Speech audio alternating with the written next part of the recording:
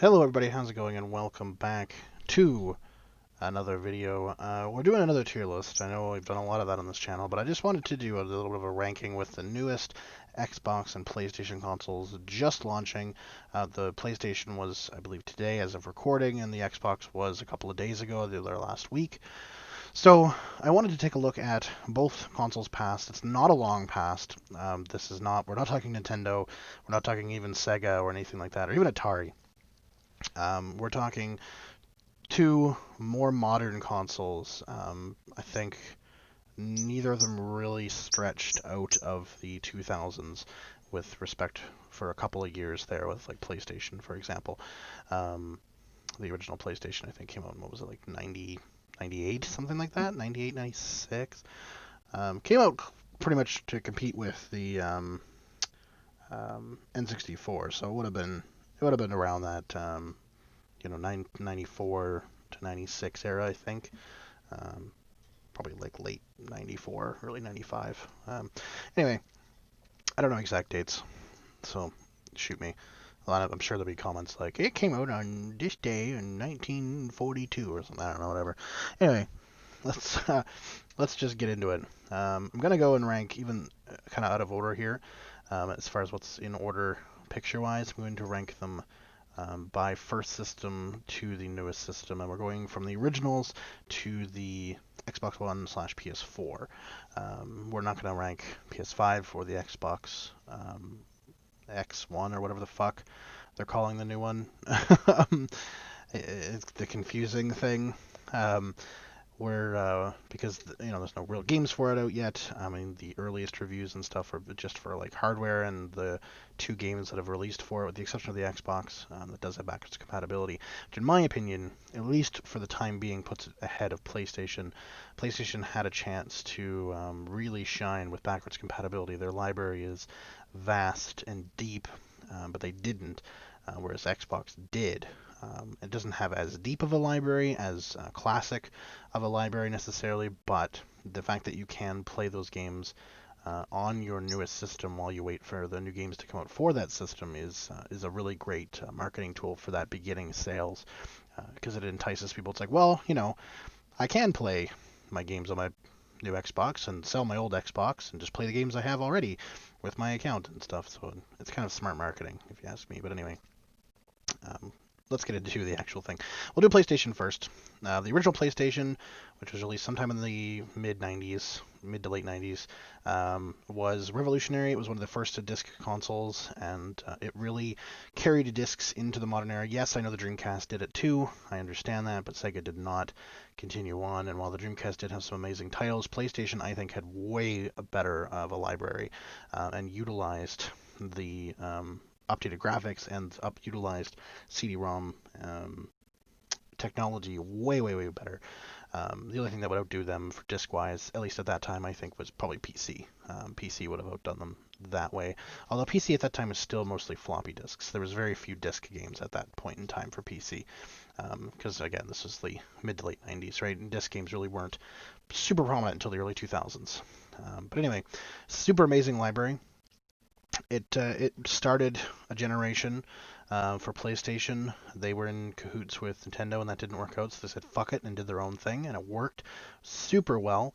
Memory card application was a genius idea. Instead of saving to batteries on the cartridge, the memory card itself just has a chip and saves to the chip. No battery replacements required. Whereas for certain games, especially for Game Boy and stuff, you had to replace the battery once every like 6 years when it died, mostly for like Pokemon games, as well as some of the Super FX stuff. Um, but still, it was a revolutionary kind of thing to have these um, memory cards. And yes, again, I know that Dreamcast had the VMUs, but the VMUs were different in a way to what PlayStation was kind of doing. VMUs were more visual, and they plugged into the controller instead of the console. The Dreamcast is a whole different beast on its own. But yeah, amazing library. If you're a JRPG fan, especially, this console is absolutely for you. The amount of JRPGs from the Final Fantasy series to stuff like the Guilty Gears to Legend of, or Mana was on there. Breath of Fire, of course, Parasite Eve, stuff like that is integral to this console.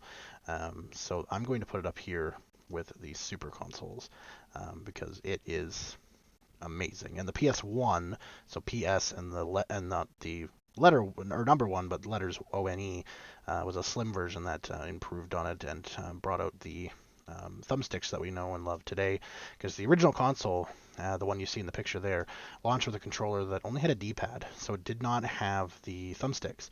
And that was kind of a gimmicky thing that people didn't even get right until I think later into like the PlayStation 2 era, even late in the Xbox and GameCube era.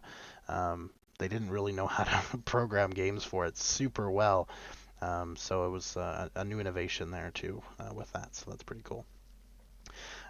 Next, we move on to the original Xbox. The original Xbox was huge and clunky, and it also introduced kind of the specialty console. So, I mean, Nintendo did it with the Fantastic series, with the N64, but Microsoft also did it too. There's the Mountain Dew, the Halo Green, there's the Crystal Xbox. There's a ton of different variations of the Xbox that you can get, all of which are expensive except for the original black one. The biggest problem with the original Xbox was its failure rate. So, Microsoft has unfortunately a very long history of failure with their consoles, with the Red Ring of Death of the 360, which we will get into in a minute. But the original Xbox did have that kind of failure rate too. It overheated a lot. It was big and bulky, unlike the PlayStation, so it needed a lot of fans. And if any of those fans failed or just didn't perform well, it would overheat it, which was a problem. I did like the controllers considerably better on the Xbox. Even the big bulky Duke that could literally kill somebody if you chucked it at their head hard enough. And then the slightly slimmer S series, the S types were really good as well. Hi, my wife just woke up. Anyway, yeah, so those controllers, I enjoy the bigger controllers because I have bigger hands. That's one thing with PlayStation that I do criticize them for is their controllers are way too small. And I prefer the thumb placement and finger placement of the Xbox controller compared to the straight-on sticks with the PlayStation controller when they came out with DualShock and stuff like that. So that is definitely a plus for me, at least. If you're a shooter fan, Xbox is the place to be. Any kind of online. So the original Xbox actually had online and stuff before even PlayStation 2 got the attachment. So Xbox Live was kind of the first main experiment into live gaming, and you could play, these old school, the first CODs and stuff online, as well as Halo was a huge, huge franchise hit for them that carried them through, and tons of games like that, Medal of Honor, all that kind of stuff could be played online with your friends for the first time ever. So that really helped it. Do I think it is super console status? Because of the failure rate and because of how just fucking annoyingly huge it is, I don't think so. Um, but it definitely goes into the secondary category of an amazing console. It started live. The controllers are considerably better, I think, and that's just an opinion thing. And if you are a shooter fan, it is the better console to be on than the PS1. Moving on to the next generation, which is PlayStation 2. Now, PlayStation 2 and the original Xbox were kind of launched side by side. So the PlayStation did come out first and competed directly with Nintendo and Dreamcast. The Xbox original did come out near the end of its lifespan, but not the end of its lifespan, sorry, at the beginning of the PS2's lifespan. But the PS2 was already out when the Xbox came out. It didn't have, as far as I'm aware, online capabilities until after the Xbox, and they realized that that was a thing that they might need to do. But it was still slightly ahead of its time. It's also one of the best-selling consoles ever made. I don't think the Wii has surpassed it yet, but it is very, very close. But the PlayStation 2 sold something like 180 million units worldwide, and still actually is produced and sold in some countries. It's surprising. I should actually go in and do a video literally of when consoles stopped production, because you'd be pretty damn shocked at when like things like the Genesis stopped production in certain countries.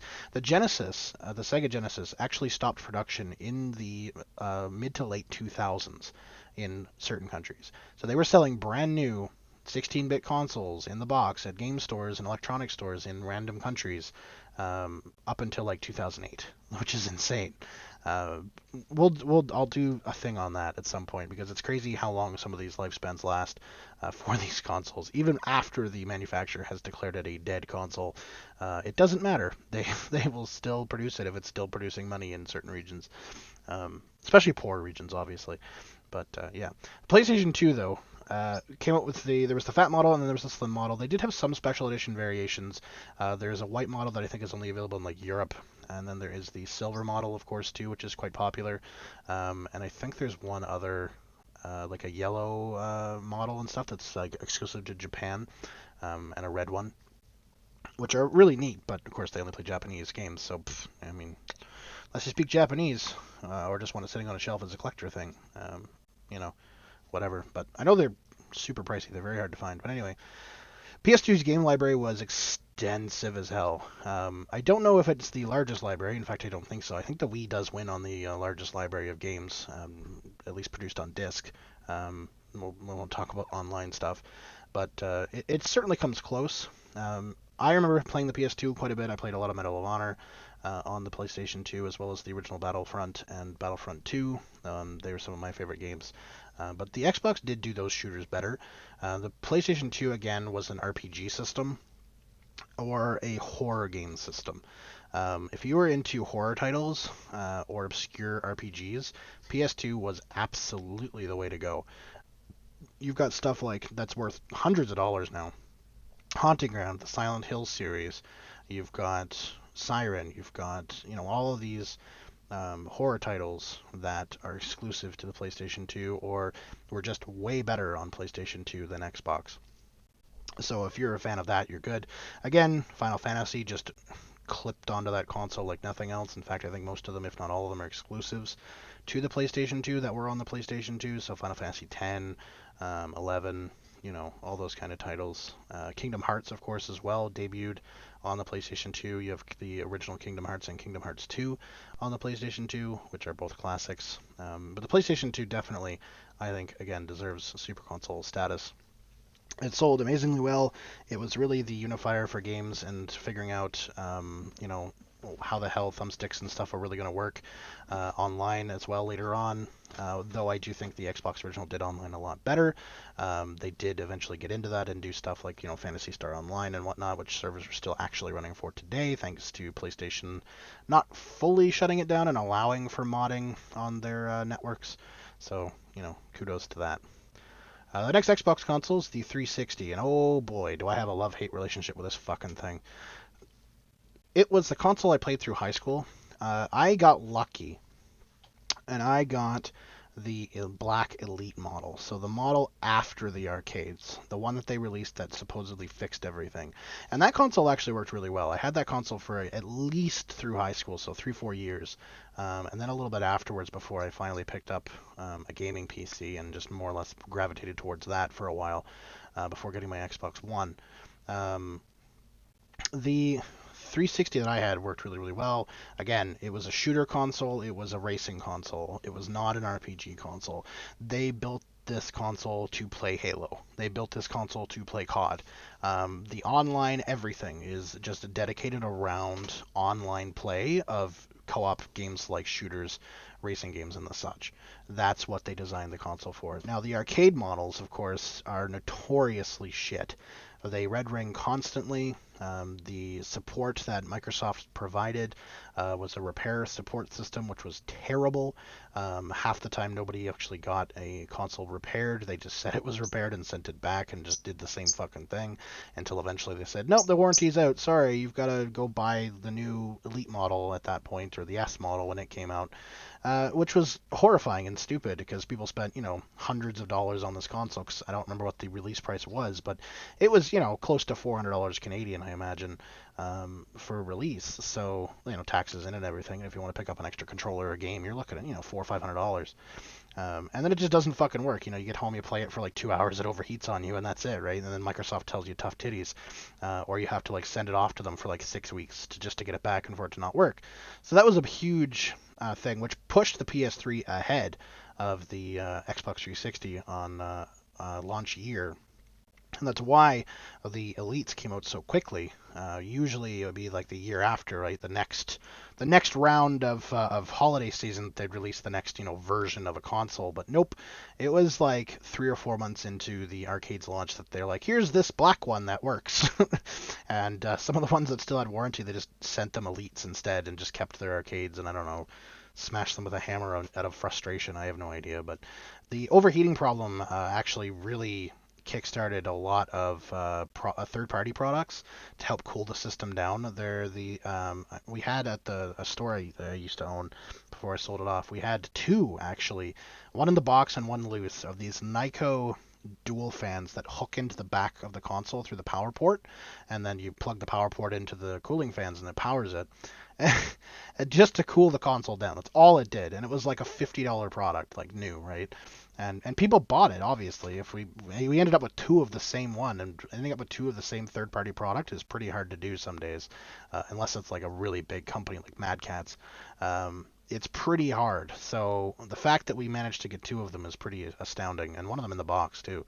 Um, both of them were obviously used.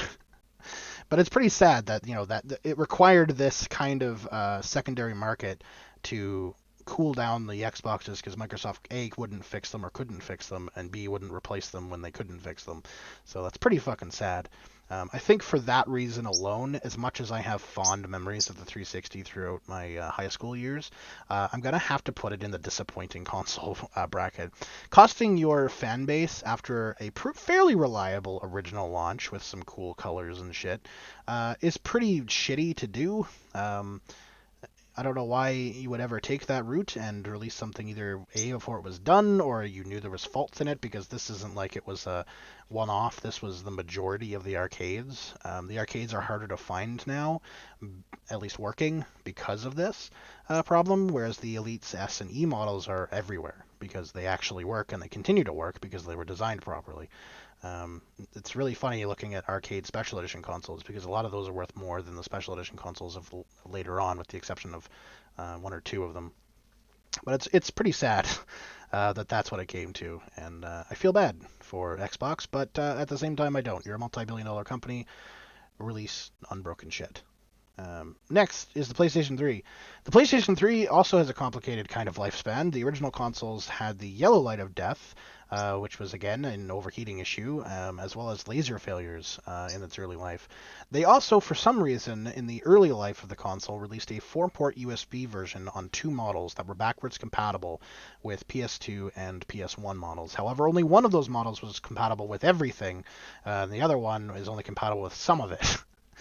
And they never did it again. They released this like limited time run kind of thing, never announced that it was going to be a limited time run, and then just stopped producing it altogether and went to like the new slim models that have the sliding door, and then went to the top loading slim models before retiring the console completely. None of those had backwards compatibility unless you hacked them. Nobody knows why. If they had the hardware before or the software before to do backwards compatibility, why in the fuck they didn't continue? Because the 360 had pretty much full compatibility with original Xbox, straight through its lifespan. Whether you got the original arcade model or whether you got the very end E models, they are all compatible with pretty much 99% of the original Xbox library, which is fantastic because there's great games you want to play on the original Xbox, but you just don't necessarily want to keep the giant, fat, fucking original Xbox kicking around unless you've modded the thing because it's bulky and useless when you have a 360, which is slimmer and just better all around, if so long as you don't have the arcade models. So I really don't understand why the PlayStation 3 did that. The PlayStation 3 library of games, just like the Xbox 360, is catered as well as good. It's again an RPG single player kind of fan, whether that's Western or JRPGs. You've got everything from like the RPG shooter series Resistance. There's some pretty decent shooters like Killzone and stuff on there, but it's more about the story. You've got Last of Us, of course, that released onto the console, which was a groundbreaking, amazing title near the end of the lifespan of the console, to the point where they remastered it for the PS4 and made a second one on PS4, also getting remastered on the PS5. That's just getting confusing now. And you've got all kinds of, JRPGs. Again, Final Fantasy and stuff was prominent on the console. You've got all kinds of different games on the eStore that were really, really popular with certain gamers. Not with me. I'm not a JRPG fan. I'm more of a Western RPG fan, like The Witcher and Skyrim, but hey, whatever. to each their own. I know those games are good because they sell millions of copies, and people say they're good. So hey, more power to you. If you were a Western RPG fan, though, especially if you were a Bethesda fan, the PS3 was considerably disappointing compared to the Xbox or PC.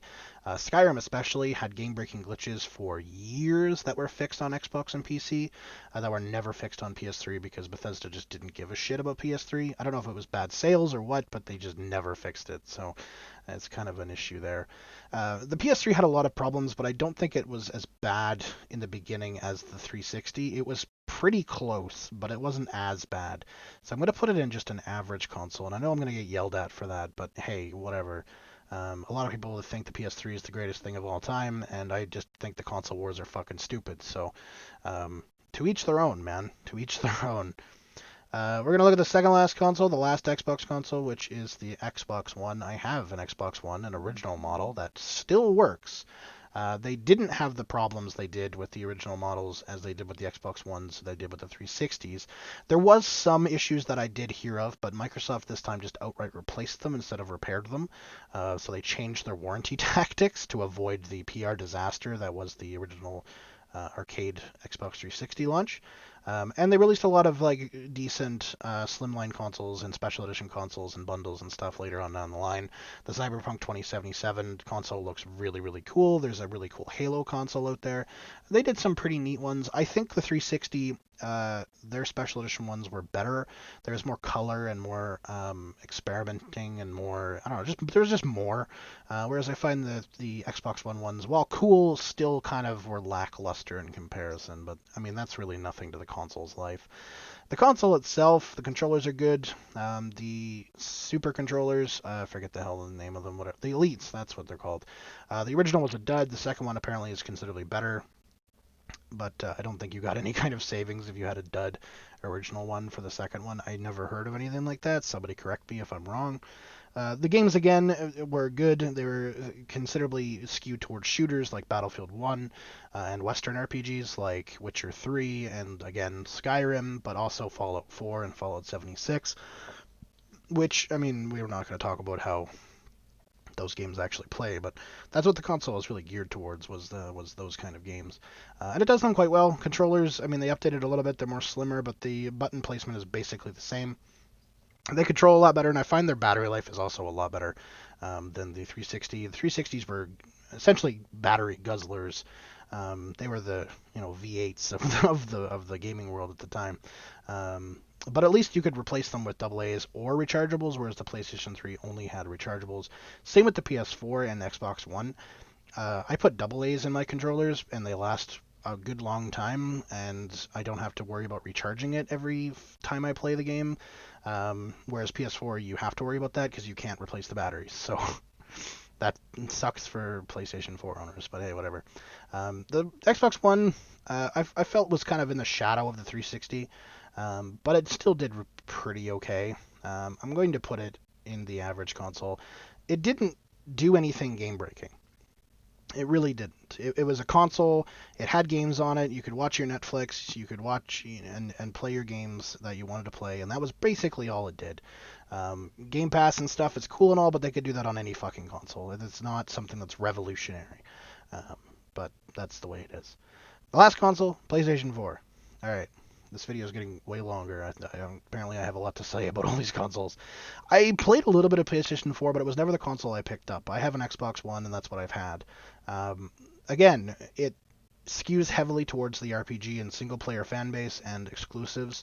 It's very, very tight on its exclusives. Horizon Zero Dawn, The Last of Us, and Last of Us 2 were big ones for this console, but they also had a few others that I cannot recall. There was a Killzone game.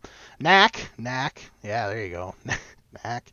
The exclusives for PlayStation 4, with the exception of a few, were not as strong as PlayStation 3. The Resistance series was amazing. Killzone was generally pretty good.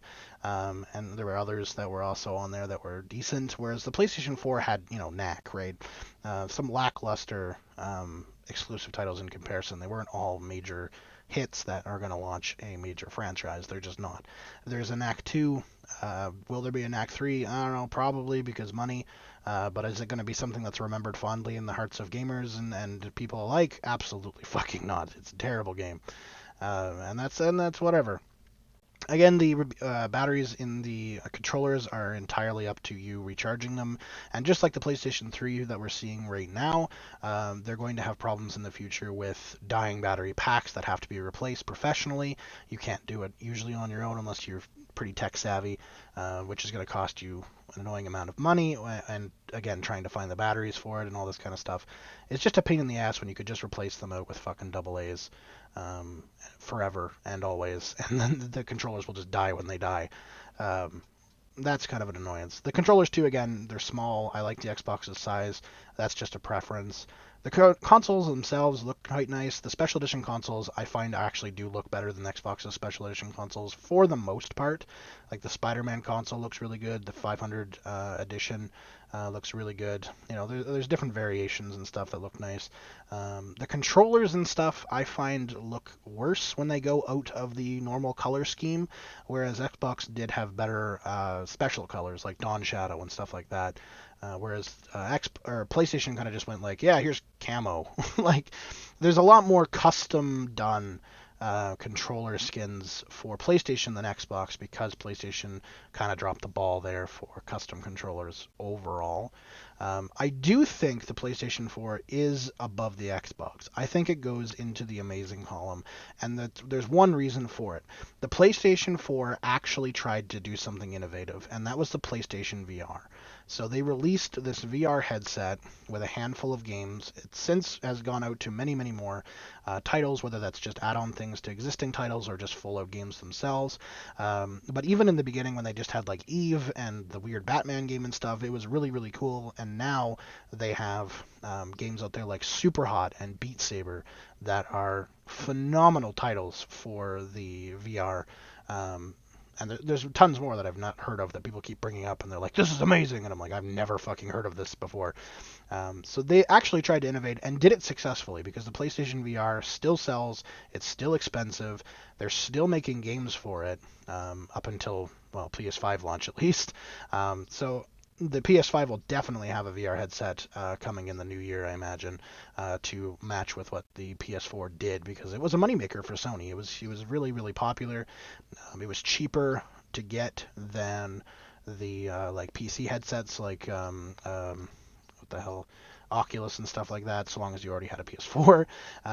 And there's a lot more games and stuff I think for it too that are require less hardware too. So like I mean you need a gaming computer that really is quite beefy. My computer can't even run VR, and it's over $1,000 computer.